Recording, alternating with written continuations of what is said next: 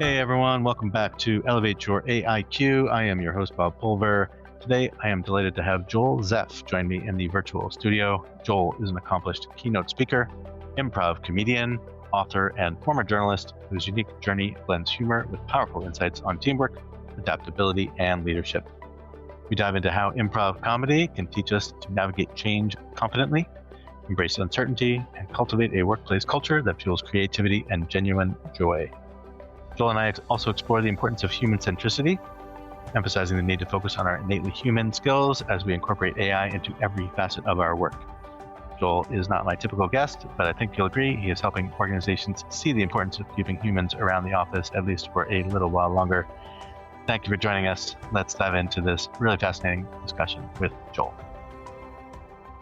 Hello, everyone. Welcome back to Elevate Your AIQ. I'm your host, Bob Pulver. Today, I am really looking forward to my conversation with Mr. Joel Zeff. How are you today, Joel? I'm great. Very excited to be on the podcast. Thank you. Thanks for joining us. So you have quite the background, and I just thought you could kick things off with a little bit about your journey from journalism and PR all the way through comedy, improv, keynote speaking, which you've been doing obviously extensively for a while. So I want to hear all about it. Well, like you said, I have a journalism degree. I'm very proud of that. I was a newspaper reporter. In fact, 35 years ago this month is when I graduated college. And my daughter just graduated from UT Austin with a degree in journalism. Oh, 35. Wow. Yeah. So, Congrats. yeah. Well, I'm on a roller coaster of emotions for sure, Bob. No doubt. But very exciting. And I was a newspaper reporter. And then I transitioned, worked for a couple agencies, an ad agency and a PR agency. And during that transition time, I had some free time when the newspaper closed because one paper bought out the paper I was working on. So I was laid off and had a severance check, and I was single. And that is always the origin story for stand-up comedy. Always, right? Nice. So I was doing stand-up and improv. And I loved both, but improv was definitely something special. It was a connection. And for your listeners, if they've never seen an improv comedy show, there's no script, there's no rehearsal, there's no plan. Everything's happening for the first time with a group of performers. And sometimes it's short form, they're doing small scenes, and sometimes it's long form where it's longer stories. And so I had this very different background, this improv comedy background and this corporate marketing PR background. And I realized the skills that made each successful were quite similar. I found a way to combine the two, which is another story, and started speaking. And I didn't even know there were speakers. And I just started sharing what improv taught me about change and teamwork and leadership and passion. And that's what I do today, 2,500 events later. I'm talking to you, Bob. Yeah, I would imagine, well, one of the things we're definitely going to get into is being adaptable, right? Rolling with the punches. I was always impressed. I'm not a huge improv guy, but I do remember distinctly my visit to Second City in Chicago, and was just like, I don't get it. I don't get how these people are so comfortable navigating such sort of dynamic, in the moment, change. Just fascinating to me. The first time someone took me to an improv show, it was the first weekend I lived in Dallas, and it was just like the movies where I was at the show, and if there was a soundtrack, the music would be like, oh, like the protagonist, just became a Jedi or something. And it was amazing. It was just immediately I was drawn to it. And they said, we teach workshops. And I could not get my money out fast enough to be part of the workshop. And that was when I was working at the newspaper, and it was a tough job. And so that was my oasis. That was my respite once a week to come to this comedy club and learn improv. And the skills were just so amazing about, like you said, being present in the moment, embracing change, and being confident in your abilities, really, and allowing these skills to kind of marinate together to produce something. And it was just very exciting to me. And I absolutely fell in love with it. And eventually auditioned, became part of the troupe, and it was just an amazing time. And I loved creating something in the moment every show. And you're looking for that magic moment, that perfect moment where everything works in tandem and it's just incredible. And you know the audience is on fire. And you don't have that moment every show, but that's what you're going for. And when it happens, wow, it's exciting.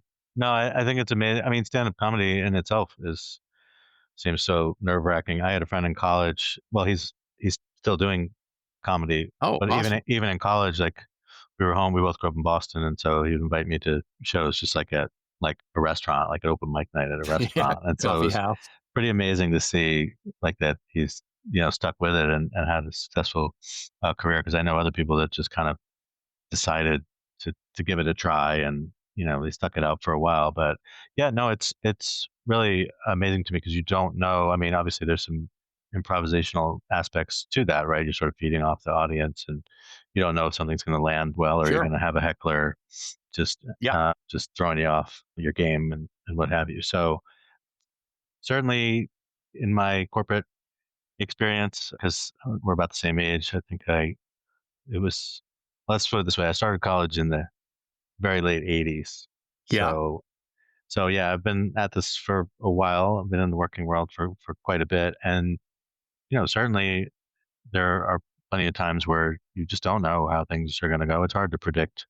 You can plan as much as you want, but you just don't know who's going to come, who's going to go, and what changes in, that are maybe outside of the company's control, let alone your control, are going to affect, decisions that you need to make. So it just takes us back to the sort of adaptability kind of concept. But one of the things that I think, just as I've seen you on stage with corporate audiences, I think about, I guess one of the things that stuck out to me is like, for most corporate environments, there's no like there's no fun. There's not even like a lot of like lighthearted. I mean, there is like over lunch with your crew and Sure. whatever, but just feel like leaders didn't most of the leaders that I worked for, like they didn't have any sort of humility. They didn't have, it was just hard unless you were out at a happy hour. You never really even saw them Yeah. smile, let alone joke and sort of Yeah. even coach people in a sort of constructive but fun kind of way. So I guess I'm just curious, with all your experience, like the feedback that you get from people that bring you there. I imagine that's really rewarding to hear, like how much that sort of had an impact to their people. For sure. And I love that you bring that up because fun is such a big part of what I'm bringing to my clients and my keynotes. And I think it's a huge part of success at work. I think it fulfills us and it fuels our passion. If we're not having fun, we're empty. We don't have the fuel to reach our goals, to overcome challenges, to, be the best leader we can be, or the best teammate we can be, or the best communicator, or the best innovator. And fun means something different to everybody. And I think that's important. Fun is not just a ping pong table and free pizza. Yeah, I mean, there was that period where it right. was just like, we have free pizza every day if you come work for us. And we're fun people. We've got ping pong tables and a pinball machine. And look, all that is super fun, but it's more of being fulfilled and being happy at work. And that fun means something different to everybody. Fun is also making the big sale, coming up with a great idea, implementing that idea, mentoring somebody, reaching a goal. There's a wide range of what fun is, but it's what's going to make you happy and fulfilled. And I think fun is just a huge part of that energy, and that energy of all of us creating this together and being successful. I learned very early on. I mentioned in my book, one of my first jobs, I worked at a movie theater. Did you ever work at a movie theater, Bob? I did not. Okay. Well, you pick up people's trash. That's that's job number one, is you pick up people's trash. And and you clean popcorn machines and hot dog machines. And I realized very early on in my working career, and I was age 15. And before that, I was a newspaper delivery boy, person, whatever. And you figured out you better have fun or it's going to be a long shift. Doesn't mean that you don't work hard, doesn't mean you don't do your best, doesn't mean you don't, do great things, but you better have fun picking up people's trash. You better figure it out. And or it's going to be a long day. And that was something that I learned very early on. And it's an attitude, it's a choice. And when you create that attitude and you create that choice, you bring people around you with you and create that fun for not just you, for the people around you. I don't know if some people are reluctant, just their personality, or they think it's serious work we're doing, or whatever, and they just can't sort of combine those two effectively. But to me, it's really helps you stand out as a leader, because it's like it might be if they have to deliver a criticism, that it can sort of soften the blow, or it can help you sort of feel.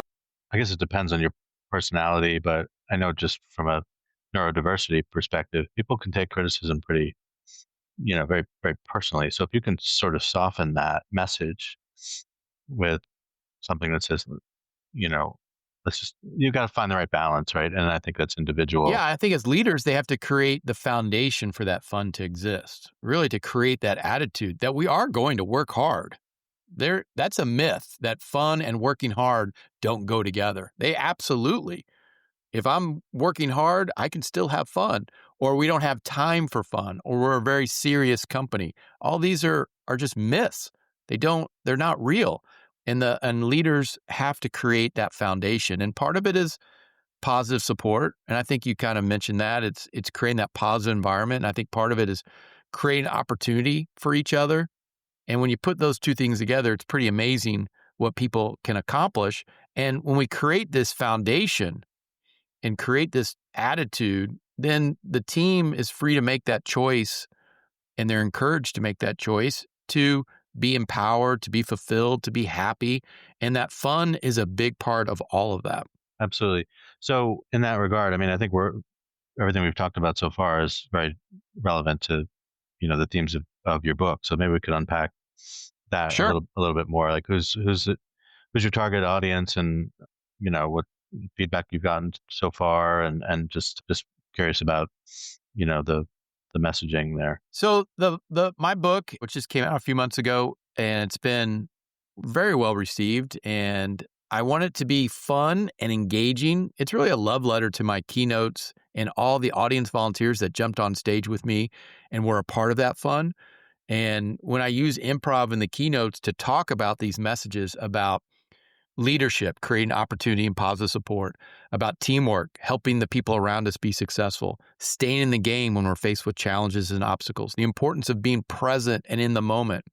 When we talk about change, and I know we're going to talk about that a little bit later, but be more open and flexible, be more prepared. So each chapter kind of follows one of these choices and the messages of improv in a fun, engaging way. I didn't want it to be a boring business book. I want it to be engaging. The reader could be a leader, a manager, a middle manager, an entry level, a wide range. I think anybody that's looking for fun and creating a great work culture and being happy at work and being passionate about what they do. And each chapter has ideas, things that I've learned along the way that you can enact to create this positive support, to create opportunity, to learn how to be more open and flexible to change. And so I want it to be fun. I want it to be engaging, but have these great messages, which is what, that's pretty much what my keynote is about: fun, engagement, and great messages. Now it's in book form. Right. Yeah. Perfect. It'll live on in Yeah, perpetuity. Yeah. I mean, I think one of the things that one of the key reasons that I wanted to have you is I do a lot of work around like human centricity and human centric AI, and there's a there's not a standardized definition by any stretch of what that exactly means. I mean, to some, it's let's make sure that everyone can bring themselves to work, and we're embracing their whole person, and you can get into you can go down like the fairness and even DEI kind of path that says let's make sure we're treating everyone equally. When it comes to AI, it's well, let's is it really human in the loop, or should it be AI in the loop with the humans, right, sort of overseeing and orchestrating all the work that still needs to get done, and the decisions that need to be made, importantly. And then you get into, broader, not just the individual and the team, but, you know, do we as a culture, as human beings and our humanity, are we prioritized over, just technology for the sake of technology? So I guess one of the things I was curious to get your opinion on, like, for the keynotes and other engagements that you've done, like, more recently, have people brought that up? Have they shared some of the concerns that this brings to, where they sit and their role in an organization? And if so, like, how would you sort of guide them to sort of overcome that and still take a have a fun, lighthearted approach to the things that they need to get done? Yeah, I definitely follow the AI speaker a lot at conferences, Great. right? There's Yeah. always somebody there nowadays, there's always a speaker. There's a breakout session, there's a keynote about AI. Some are better than others. And so that's certainly a huge topic. And when I do follow that, what I like to really focus on is the aspect of change. Change is scary. I think for a lot of people, AI is scary, and it's new, it's different. It means you have to change the way you work. It's people are hanging on. I'm like, well, that's not. This is the way I do it, and so improv really teaches about change and embracing change and not being afraid of change and being confident in your abilities and your skills. And when you embrace change, you can't be afraid of making a mistake. You can't be afraid that you might do something and it doesn't work out, because that's part of it, right? There's no script in improv. There's no rehearsal. So of course it's going to be bumpy, could be chaos, you could make mistakes. And I think with any change, that's sometimes the road, and where you start and where you finish are two different places. Yeah, at the beginning, it might be bumpy and a little chaos, but you work at it and you learn and you get out of your comfort zone and you embrace the being open and flexible to change, and you embrace that moment, then you learn and you grow and you become more experienced. And now down the road, that's a totally different concept. And what improv really teaches us is to be open and flexible, right? Change is going to happen, and we have to be open and flexible to what's happening. And when we embrace change and we embrace being open and flexible, then I think we can find that success. And I really focus on the openness and flexibility, the embracing of change, not being afraid of it, and really being more present.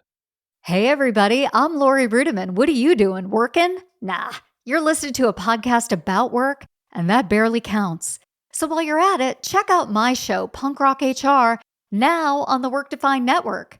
We chat with smart people about work, power, politics, and money. Are we succeeding? Are we fixing work? Probably not. Work still sucks, but tune in for some fun, a little nonsense, and a fresh take on how to fix work once and for all. During that change. And when you're more present, you're going to be at your best as a leader, as a communicator, as a teammate, because you're actively listening. You're part of the process. And that goes really with the other concept of being prepared for change. In improv, change is going to happen. So you're prepared. Earlier when we were talking about, when you saw an improv show and you're like, how does that work? And, how can they create that? Is because everybody's very prepared for change. They're not afraid of it. They know change is going to happen. And that right there changes your attitude, your tone, your approach. It's a completely different mindset. Yeah, I think I'm generally an introverted guy, so just the fact that people are up there and just willing to. And you have a podcast. Most introverts don't have a podcast. Yeah, that's true, but still somewhat of a controlled environment. And I don't have to look at the audience while I'm doing it. But still, it's important lessons. I mean, I wouldn't turn down, speaking engagements myself. So I do, I recognize that could be on the horizon, and I've got to, adapt to that. However, whatever coping mechanisms I need, I'm going to have to figure that out. And it's going to take a lot of practice. It's a process. And I think what scares people is they just see the first moment of the process, the beginning. And it's scary and it's bumpy and it's broken and it doesn't work and you're not good at it or you're not comfortable. But that's the first day. And I always say to people, I go, I think for AI, we're still at the AOL sends you a CD-ROM dial-up internet. That's where we are in the scope of where AI is. We're still in the modem. We're at the beginning. We're at the very, very beginning.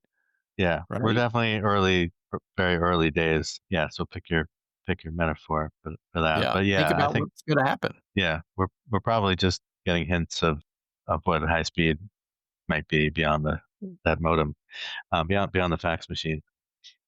So yeah, I also think there's some element of where improv is sort of like, how do you anticipate like unknown unknowns, right? Like if something can go off in literally any direction, like the preparedness for that, or it's just, again, you're comfortable in your own skin and you're a creative person by nature and you have, and some of it is just getting more comfortable over time and doing that kind of thing. I asked audience volunteers to join me on stage during my keynote. We do an improv game, and I'm talking every type of group. I've spoken to a room full of introverted people from from IT, IRS, accountants, architects, name your group.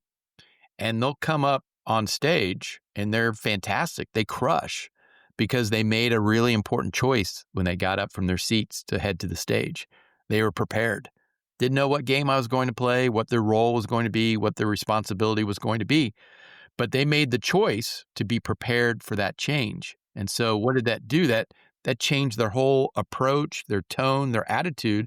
So they're not afraid of that mistake or afraid that they can't do something or it's going to be out of their comfort zone. They've already made the choice that they're prepared. And that really, I think that's a really important message that we have to take to our work, is being prepared for change, because change is going to happen whether we like it or not. And most change is out of our control. We only control how we react to that change. And so being prepared for change is the crucial first step. I feel like these are all reasons why the phrase change management is very stale, right? Like what are you talking about? Like, how are you gonna do that? It's like not even an appropriate sort of goal. I mean, change is constant. We know that, and Out of your control most of the time. yeah, you can't really manage it. You can try to navigate it. So I don't know if change navigation is the right phrase. I don't know if that's going to catch on, but you do have to recognize that it is constant, and I guess it goes back to that, being adaptable. And it's how you react to that change that determines your success. You choose to be, are you going to be helpful and supportive and patient and understanding, or are you going to be stressed and frustrated and impatient? You're still dealing with change. It's how you react to it that determines your success. Right. So that leads me to something else, a related topic I wanted to talk to you about, which was just this concept of human potential. And do people even know what they're capable of? Do they know? Are they so wedded?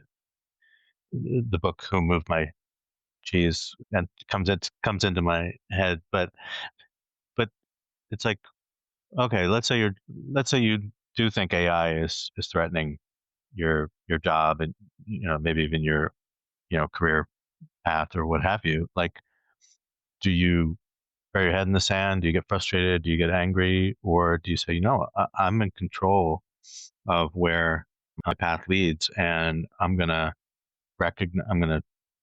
be sort of introspective, and I'm going to think about what skills do I have that could, fit and help me be successful in another domain if I had to pivot and sort of, reskill, add some new skills and go down a different, path. I feel like the people that did volunteer to get up on stage, they might have not, they may have, they're making a conscious decision to get out of their comfort zone just by raising their hand, right? So those are the people that'll be like, listen, I see the writing on the wall. I see you've automated, 10% of my job so far. I see you're building AI agents. I know you're coming for another, 40% of my job. Well, at some point, you get to some double digit percentage of the tasks that you do in your job, the way the job was originally defined when you got it.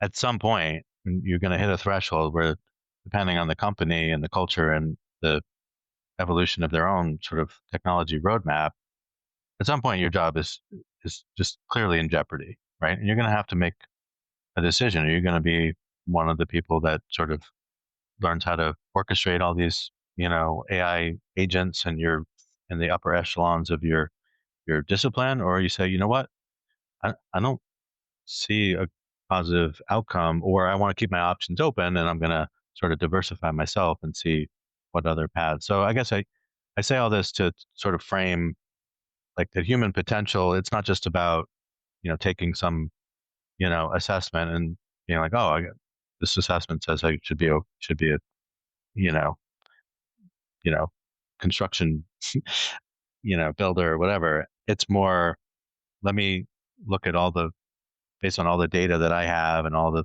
experiences that I have and skills that I have, just take more control so that I do achieve that potential, or I put myself on a better path to come as close as I can to achieving what I know I can achieve. Yeah. And I think it's, again, back to embracing that change and not being afraid. And, a great message in improv is staying in the game, which means you don't know what's going to happen next. But if you stay in the game, you're going to find success. And when I take it to work, and you're talking about, AI and, AI taking possibly somebody's job, is that you have to stay in the game. And when you stay in the game, that means you might have to learn something new, though. You might have to get out of your comfort zone. You might have to work differently. All that is change, and it's hard to stay in the game, but success will be there. If you give up, throw your hands up and like, I can't deal with, I'm not going to learn AI. I'm not going to use AI in my job. I don't want to be a part of it. Then I think you've lost, right? And if you stay in the game, I think that's the message, is you have to get out of your comfort zone. You have to try something different. And when we're talking about our skill sets and, I think it's also that confidence of not being afraid to take that risk and putting yourself out there. And I think you'll be surprised what happens when you do that. And I think you'll find that success and you'll find that next opportunity. Yeah, I agree. I also think, I know you've talked about, as a leader, the reason you're a leader and not just a manager is because you have built relationships with people. They put their trust in you. You give them, constructive feedback, and you recognize that potential in people. And so there's an element of, I don't know if it's, servant, leadership, or how to best describe it, but if you're an effective leader, you care less about sort of your own, like your reputation is the aggregate reputation of the people on your team. And if you can make them successful and help them achieve their own potential, or at least, recognize that, like you may recognize that, look, this is a smart person, but they're clearly not in the right role. Then, just acknowledging that in itself is an enormous step for you to relinquish, essentially sort of ownership of this person on your team who's great and everyone likes them, but in your heart that their talents could be better utilized elsewhere, for example. Yeah, you use different words, but you literally nailed one of my key messages, which is, how do I help the people around me be successful as a leader? Asking that question. Some leaders say, what can all of you do for me? And that's not a great leader. That's a manager, and a bad manager at that. A great leader is about making sure that their team, their people are successful, and that success will come back to them, right? It's how do I ask that question, we talked about how does improv work? And after a show, people would always ask, how do you guys, 4 or 5 people, you guys put all this together and it's creative and you work together as a team and it all makes sense and it's just this amazing feat. How did that happen? Well, we're all thinking the same thing. How do I help the people on my team be successful? How do I help them reach their goals? What do I need to do for each of them to be successful? Not what do I need to do to be the best or the funniest or me. It's not about me. It's about everybody else.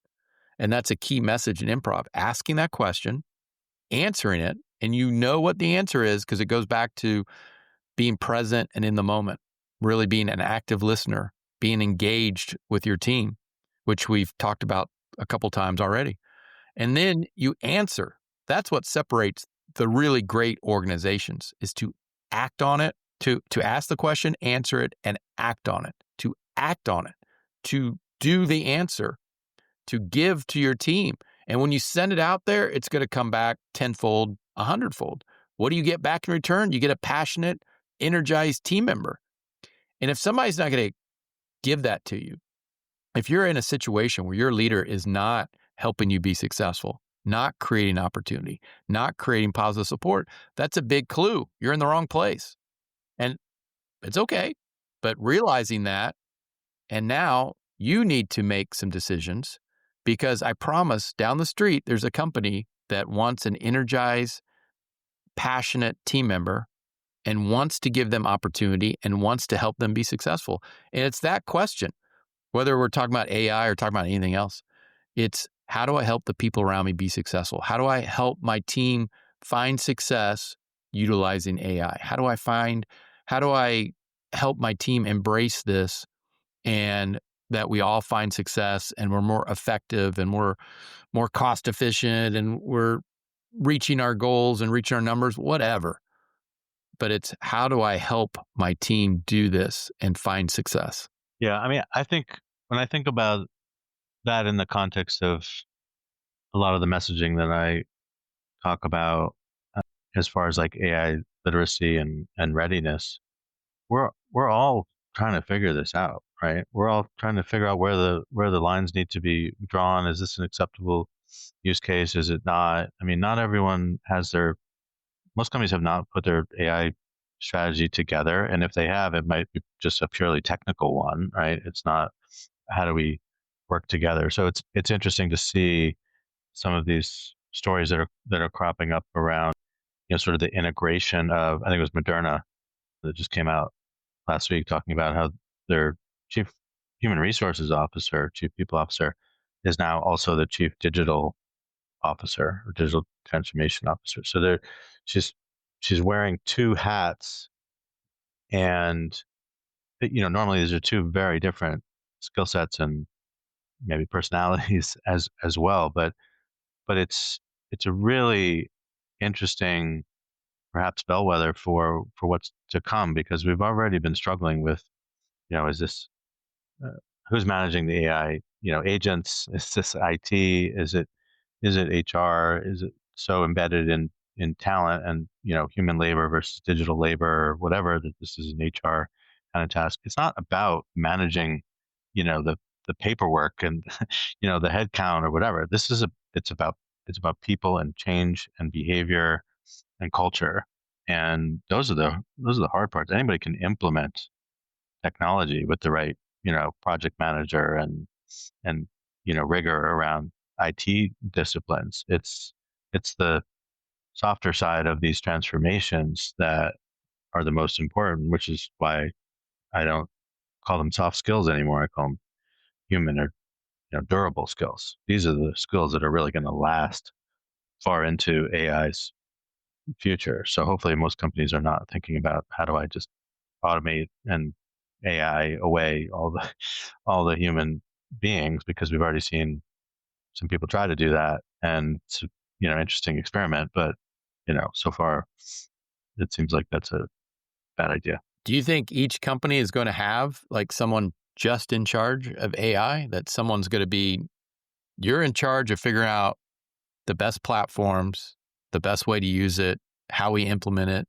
how we protect ourselves, that someone's got to be, there's going to be a team, a group, somebody in, I think it's crazy to think that any one person could do that. I'm also a collaborative decision-making, collective intelligence guy. So to me, there's no one person that could possibly incorporate all those different perspectives and variables and do their own sort of SWOT analysis of like how to approach this.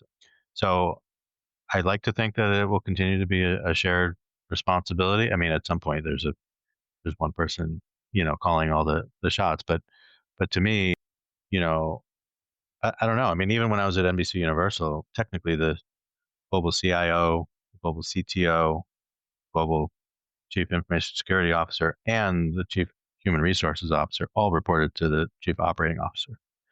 So technically there was one person sort of overseeing all of that, but that person's really got to be not just bright in a number of different disciplines, but really be sort of technically minded, but empathetic and human centric so that they can pull all those pieces together. So it's a pretty tall order. I mean, that would be a tough role to fill from an executive recruiter perspective. But I do think it's important for people to recognize that you need that cognitive diversity at the table, right, to make some of those decisions. So I don't necessarily think that someone has to wear that hat, but I do see as this chief AI officer role come up, it's from what I've seen, it's usually someone more on the technical side. It's not someone looking at it like chief, like human-centric AI officer, which would lean in the other direction. Yeah, I think that's what they're missing is that human element and how it's being rolled out and how people interact with it and the culture of it for sure. Yeah. There's a lot of tough decisions. And because part of it is you've got a lot of stakeholder expectations to manage, right? And so, finding other more high value work for people to do, of which there's plenty, is a reason enough to keep people as you automate and implement AI agents and things like that.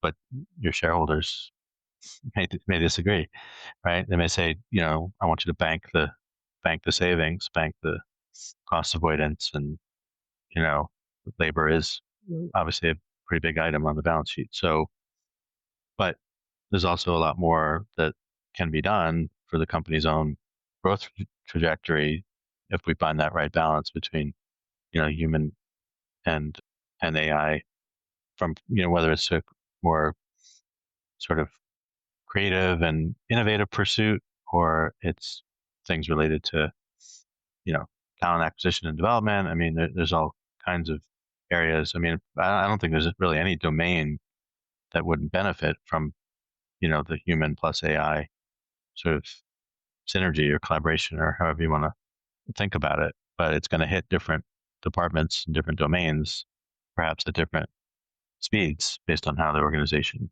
prioritizes some of their initiatives. So it'll be interesting to see how the second, third, and fourth inning should go as we move forward. Joel, I was curious about all the creative work that you do, whether it's writing or the keynotes and improv. Do you personally use AI to help you in the creative process? I don't, and that's I am pretty old school as far as a writer, and so no, I really have not jumped into the Chat GPT and because of the performance of the it as a keynote, as a speaker, so much of it is just live and in person, and I think there's going to be some opportunities maybe with video, video editing and graphic. I think there's going to be some opportunities to use the AI tools. I think video for sure. I think that's for sure. But as far as writing, no, I haven't really jumped in that pond. And I don't probably foresee, just because of, remember, I was taught by old school journalists. Right. Right. So there's a lot of that still in me. Yeah. No, I think I've spoken to educators, college professors who are very concerned. I mean, I know some are incorporating it into their curriculum, and maybe it can be available to students if they're not available, as they, time is obviously a big constraint we all share. I mean, I have one graduating high school, one graduating college, and they've talked about how, like, in the high school has a friend, apparently there's a program and can tell whether you used Chat GPT to write something, and and then that person, got in trouble, and so I think it's just going to be, it's not going to go away. So it's now the education, but they don't even have, you know they don't have the guidelines and the guidebook and saying, how are we going to, because they need to incorporate, it's part of the learning process, it's a tool just like anything else. So I don't have the answers to those questions, and I don't, certainly, I know, as far as like each school board and state education and federal is going to have to answer these questions and figure out what that answer is and how does that look as far as teaching and learning and writing papers and being a part, the whole education process. It's going to be an interesting and very fascinating. Welcome to the Human Role, your go-to podcast where HR and payroll collide with innovation. I'm your host, Tiana Neal, and every month I'm diving deep with industry experts and change makers, bringing you real talk insights, practical tips, and fresh takes you won't hear anywhere else. Whether you're a leader, practitioner, or just curious about the latest HR and payroll trends, I've got you covered. Ready to roll with the best? Tune in for fresh perspectives, actionable tips, and the knowledge you need to roll forward with confidence. Subscribe now and let's transform the way you work. Path. And I don't, certainly, I'm not, I don't have the answers. Yeah, I don't think anyone does. I think the AI detectors are problematic. Gonna get a lot of false positives. I've seen anecdotes where writers put their own stuff from years and years ago through AI detectors, and there was a more than a minuscule chance that it was written by AI. I was like, what are you talking about? Like, I wrote Right. this in 1989, right? Yeah. Like, so yeah, those things are imperfect, and obviously you could jeopardize, accusing someone of using it when they did not, and that creates a whole fiasco. I think there was a story about that the other day. So yeah, I'm very concerned. My daughter's going to be applying to colleges in the fall, and she knows, just because I spend so much time talking about responsible AI and human-centric AI, and I've talked to her, school board and others about this, and so I do think it should be part of the curriculum. I mean, it's not going away. So, I mean, you and I were given computers back, before high school.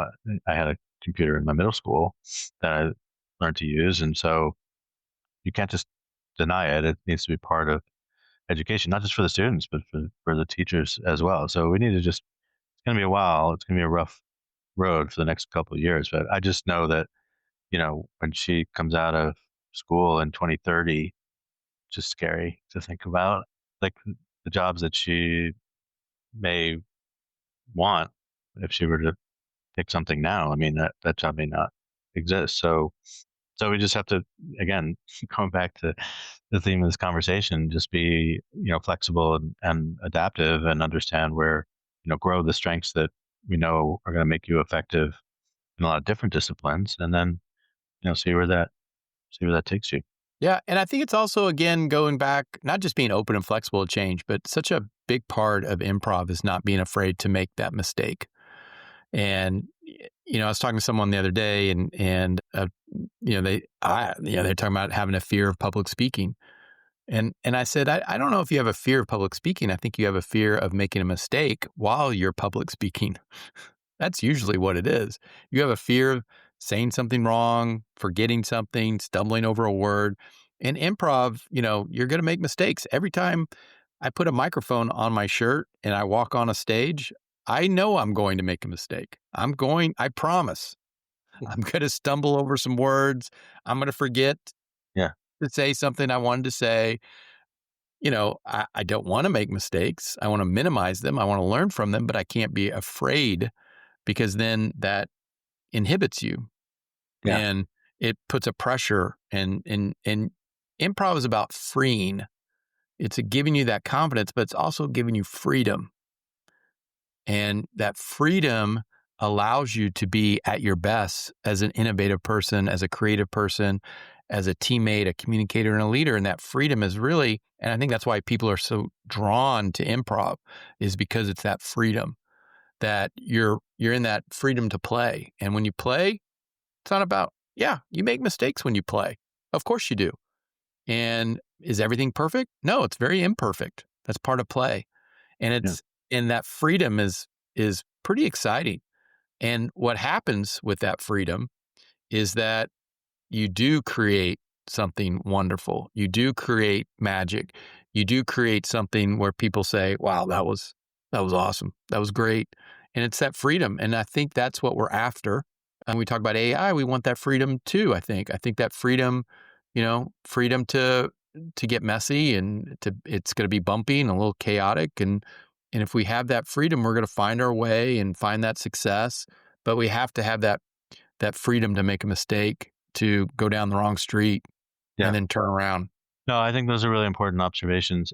As you were talking about that, I was thinking, you're probably right. Like I am just being a sort of natural perfectionist to a degree. I think I am worried about just, looking silly because I made some, routine mistake or I misstated something or whatever. Oh, yeah. I mean, because it's, you're in the moment, it's live, and it's just. I've mispronounced words.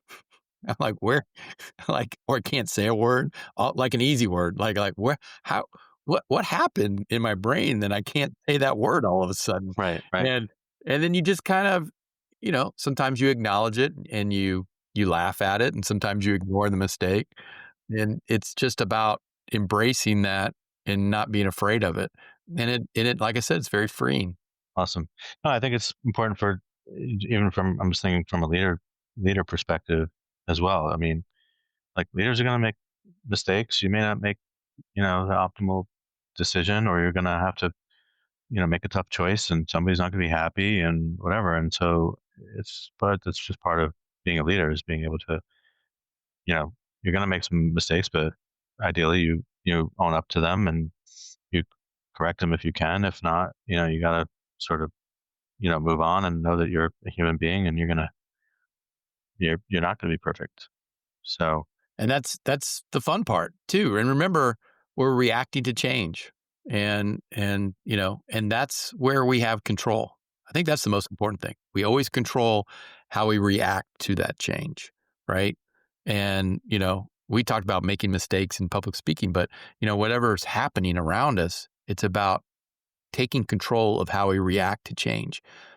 As when we start using more AI and it's becoming more prevalent, it's how we react to it that will determine our success. We fight it, push it, refuse to learn, refuse to grow, refuse to try something different, and we push, and then we're not going to be successful. And that's when stress and frustration and impatience and negativity. But if we choose how we react, and we're more open and flexible, and we're willing to learn, to try something new, to get out of our comfort zone. That's the big part, getting out of our comfort zone. Exciting things can happen if you just remember all the different changes. I mean, there was a moment where you first logged on to the internet and you're like, I don't know if I can use this. You had email for the first time you tried to use a fax machine, first time you had a cell phone. We can go on and on and on. And these are just so much a part of our lives. First time you walked up to a kiosk to try to order and you're pressing, now you're like, where's the kiosk? I don't want to talk to a person. Yeah, for sure. I want a kiosk. Where's the kiosk? Yeah. Well, that's a whole nother conversation, I would say. Do people want to talk to other human beings, or they Yeah. just want to get it done and use technology. And depends on the technology. It depends That's on right. how easy you're making it. I mean, voice is supposed to be like the new user interface, and that's going to start to take off. But, is it going to actually, understand me and maybe my accent or what have you? I mean, it's definitely better than it was, 20 years ago, but, there still might be some hiccups there in the overall Always will be. Always experience. will be. Yeah. Yeah. Always will be. Well, Joel, this has been really, really interesting discussion, really enlightening. I love the parallels between what you're doing up on stage and all the, the principles that you talk about on stage and in your book. So I'm really, really glad you came on. So thank you for that. I will definitely put a link to your book and your website in the show notes for this episode, because I'm sure people are going to be interested in, some of the events that they're planning, and certainly it's a book that's for, pretty broad audiences. So yeah, I look forward to sharing that. Yeah, I'm perfect to talk after the AI speaker when everybody's like, well, it's a lot of change. Yeah, too much risk. Too much risk. And I tell you what, any of your listeners, if they go to my website, joelzeff.com, mention your podcast, and I'll send them a free chapter about change from the book, Make the Right Choice. Since we talked about change so much, I'll send a free chapter. It's a cool PDF. It's all fancy, and they can share with their team. And it covers a lot of what we talked about today in your podcast. And I would love to share that again through the website, joelzeff.com. Perfect. No, I'm sure they'll all appreciate that. So thank you, pleasure. Joel. Thank you, Bob. Yeah, no, this has been great. Thank you, everyone, for listening, and we'll see you next time.